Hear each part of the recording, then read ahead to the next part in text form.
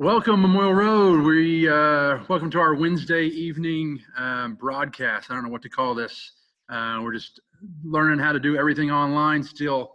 But we miss you guys. We are excited for the day we get to be back with you, and we're just trying to produce some content for you here and there and make some connecting points for you as we're away from each other. And so this is what this is. We're just going to spend a few minutes together. So hopefully you'll take just a couple minutes to watch some of this. I'll let everybody start off here. We're going to start with just checking in on everybody and see what everybody's been up to. What have you guys been doing the last few weeks? I've been outside a lot. My yard probably looks as good as it ever has. Been going on some walks. Been playing probably an unhealthy amount of video games and hanging out with Kinsley and Carla quite a bit. Yeah, you got sod. You laid sod, didn't you? Laid sod and have done a bunch of other honeydew projects that have been piling up. So Carla probably appreciates that. Yeah, that's nice. Getting a little yard work done. What about you guys? Bailey, what have you been up to? I have been cleaning out my house a lot. This room that I'm actually in was full of boxes, so we've kind of turned it into an office now. So we've been cleaning stuff out, throwing away a lot of stuff. And I've been outside a lot too, so. Okay, cool. Logs? Same for me. So one thing I did was I took all of my dishes out of my kitchen and reorganized my cabinets. Wow. Which is really dumb. I would never do that. But now I've also just been doing the outside stuff. We are doing yard work, and I think I killed my yard too late with weed killer.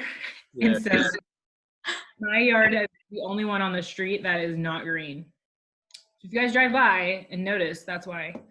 So yeah. You should move to rock. Just go all rock. Well, that'd be a lot of rocks. That'd be a lot of rocks. It's really trendy though.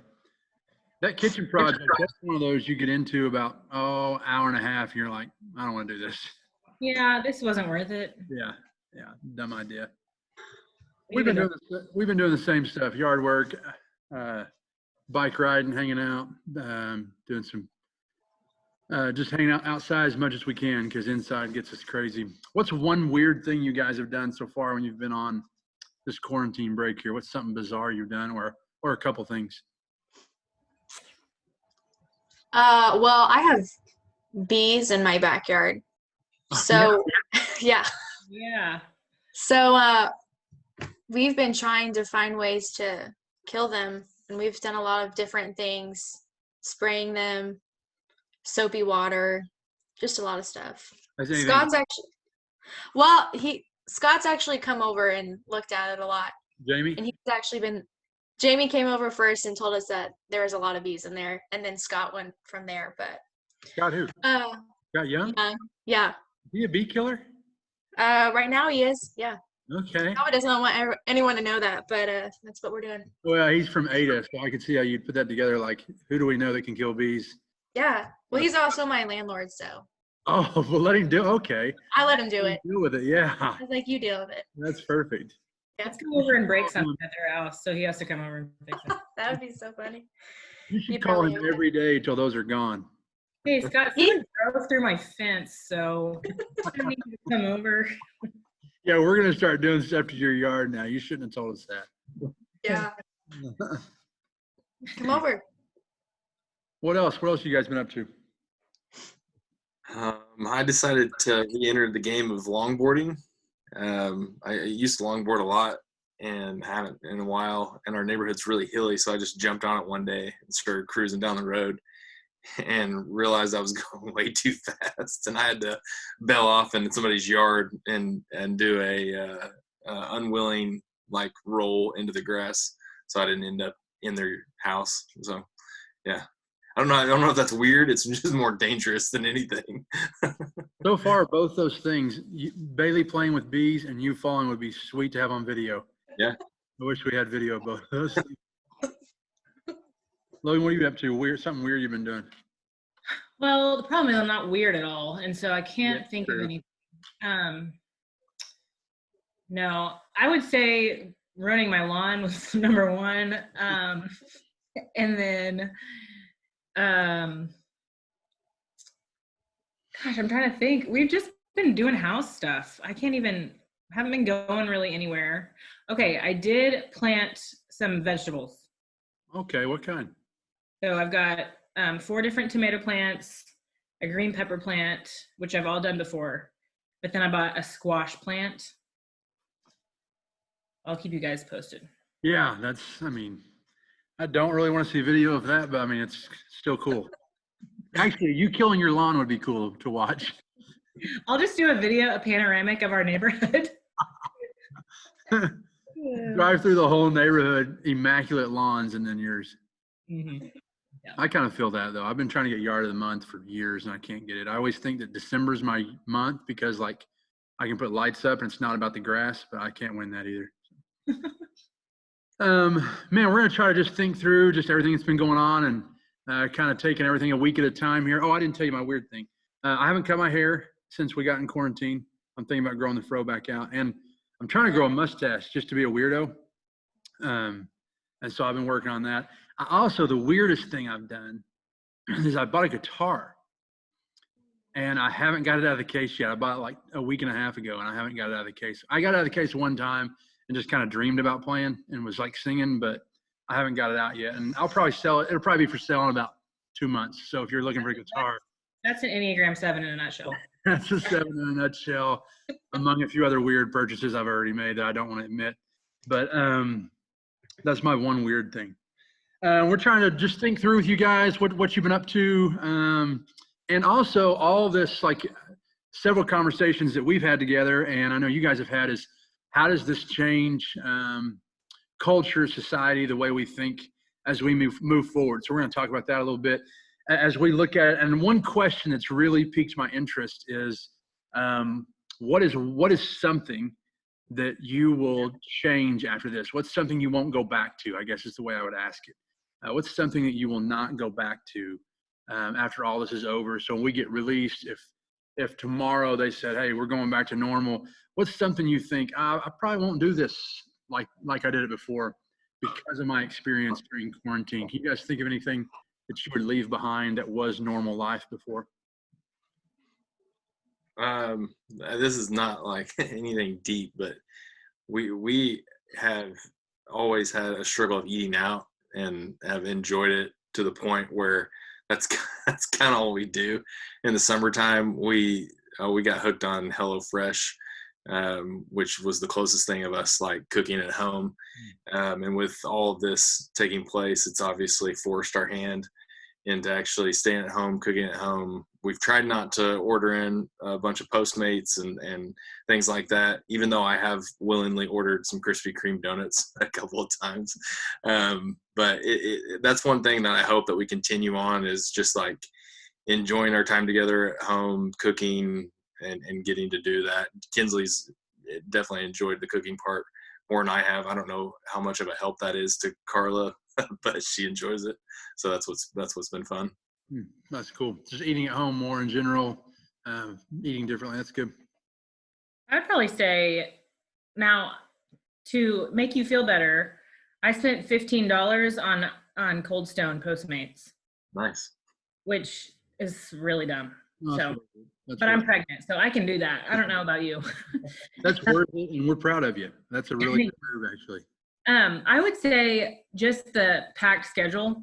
I mean, being able to come home and not have to think of what I have to do next has been just really refreshing for our family and my sanity, to be completely honest with you. I think I'll try more diligently to not put as much on the calendar and try to rest a little bit more.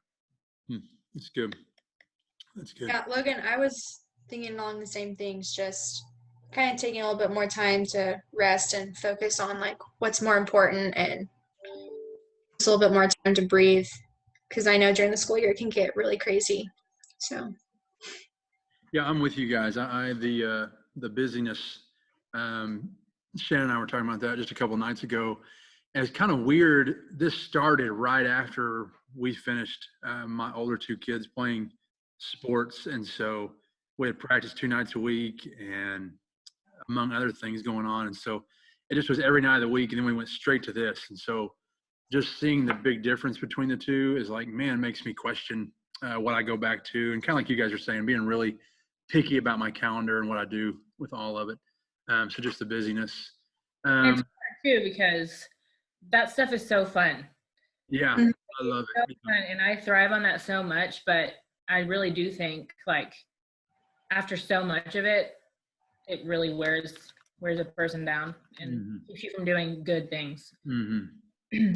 Yeah, it does make you very focused on here's what I'm going to do. Here's what changes your perspective a little bit on that. I think is if I'm going to give away time, this is what it's going to be for, type of thing. But you're right, it is a lot of fun. It's some of the stuff that I love most, and so I'm having to rethink how I approach that when things start back up. So, what do you think this whole thing has brought? What's one thing it's brought to our world? If you were looking for silver lining, what's one thing it's brought to our world? I would say connection, just genuine person-to-person connection, even though it might be through a phone call, FaceTime, text message. I think we've realized how important all of that is, and maybe some of how we've taken it for granted. And now with us not being able to hang out like we used to and spend time with each other, I think that's been brought, to the front of our lives to realize how big of a blessing that was. That's good. That's good. I think it's been pretty unifying for the most part, just seeing how it's sad that it takes a bad thing to happen sometimes for people to come together and fight for a cause. But I think just the commercials and the things that are kind of in the media right now, the positive things about how people are supporting each other, I think it's just really good for humankind and just our society in general. Yeah. Yeah. I think it's also made people a lot more intentional. Like a lot in passing, we just ask, how are you doing? Oh, cool, you're great. But like people are really wondering how everyone's doing and really checking in on them and wanting to be intentional with them. Yeah, it's interesting. Either if you're asking it or you find people checking in on you, it's like they're asking at almost at a deeper level, or it's like Yeah. for real. Like I'm not just saying how are you, like really how are you guys doing, and it's really I don't know. It's a good comfort. It's comforting knowing that people are checking in on you and that there's a genuine care there. But I was going to say the same thing. You guys mentioned unity. It's just, man, it's awesome just to see our world, because you have to have each other. Everybody has to be on board, and to see people respond by jumping on board and being unified. I don't know that I have evidence of this as much as I think it has presented. It's presented people to have to think about bigger, deeper, more spiritual things because they've had time to do that. They've questioned, they've been fearful, they've been scared. And so it has put in their mind, I think, idea of maybe a need for God, a need for faith, a need for something more. And so I think unity and a need for God is the two things I thought of. A couple more things, we're almost done. What's a verse you guys would point people towards during this time right now? If you were just pointing them towards a verse, what verse would you use? I've kind of gravitated towards Psalms 46:10. Be still and know that I am God. We used to have that plastered on our wall in our old house, and I wish we had it right now. One, because it's kind of literally what we're being forced to do. I mean, we don't have regular activities going on, but it is so comforting to me to know that God is still God, even in this very challenging moment, and that He's not going anywhere. He's not changing. He's still as powerful as ever. And that's been something that's always kind of refocused and recentered me when I start to maybe overthink some things or to get worried. So that's been a helpful verse for me. That's good. Yeah, mine is, which is a popular one that's going around a lot, is 1 Peter 5:7. Cast our anxiety on Him because He cares for you. So when you're anxious, just to cast all of that on Him. Yeah, that's good. Good verse. Mine is 2 Timothy 1:7. This has always been, as of the last couple of years, really one of my favorite verses, just because I'll read it first. It says, "For the Spirit God gave us does not make us timid, but gives us power, love, and a sound mind." And I think when you get scared or anxious, realizing that those don't come from God, and that they're from the devil, and that it's part of his scheme to attack you, is comforting to me, because I know that God gave me love, a sound mind, and power, and all of those things that I can use in this situation for positive. And so it helps me not to be fearful or anxious. Yeah, it's good. It's the word in that verse that really to me stands out as just the idea of being timid, of something that's timid or afraid or scared or lacking confidence. God is saying, no, look, you can have all the confidence that you want in presenting the gospel and living life and living faith, because I've put that in you. And so it's a really cool verse. So be still and know, cast your anxieties on him. And Logan's verse you just shared with us. I chose Joshua 1:9. Have I not commanded you? Be strong and courageous. Do not be afraid. Do not be discouraged, for the Lord your God will be with you wherever you go. And so just another comforting verse that I think we have to be reminded that God is with us and always with us as we go through things. Fixing to wrap up here. What's one word you guys would put in front of people for us to focus on, to think about? What's one word you would give people? Man, my favorite word is perspective. So I would encourage you to think of the perspectives of people. Sometimes when I'm bored or hate that I'm at home, I try to think of what's going on elsewhere and what other people are dealing with. And also just the big picture perspective of this isn't going to last forever. Things will go back to normal. And I'm encouraged by that word. It's really good. Really good. I think I would say opportunity, which might be challenging to look at that as a positive word right now, but I do think we have a lot of unique opportunities right now with the time that has been freed up, with the blessing of technology and communication, with us being able to reach each other even though we can't physically be around each other. So opportunity has been something I've been trying to focus in on, because I think there's a lot of unique opportunities right in front of us right now. I think I would say calm, just knowing that this isn't going to last forever, and it's okay to be anxious during this time, but also to be calm and not freak out on the unexpected. Yeah, that's good. Yeah, I'm gonna use the word intentional, just to be intentional. And I'm specifically thinking of people. I almost said people, but I feel like that's a weird word to give to people, to give out. But just the word people, and being intentional with the people you love that you have not seen in a while, just to check in on people. I don't know. So I would say intentional is my word. Man, what else, guys? Anything else we need to kick around here before we close off? Good. Man, this is in your weekly stuff. I hope you guys are taking advantage of D groups and huddles and all those sort of things we're moving forward on. And man, if you guys need anything, I know the four of us would say, please reach out to us, text us, call us. We want to listen. We just want to love on you. We want to be there for you. And so if you are thinking about anything or struggling through anything, man, feel free to reach out to us. Let's close with, Logan, can you hold Curly up really close to the screen? We'll just close with a close-up of all of us with Curly here. So you can get, actually, I'm going to try to duplicate his face. He's getting really used to these Zoom calls. He's loving Zoom. All right, we'll see you guys. Take it easy.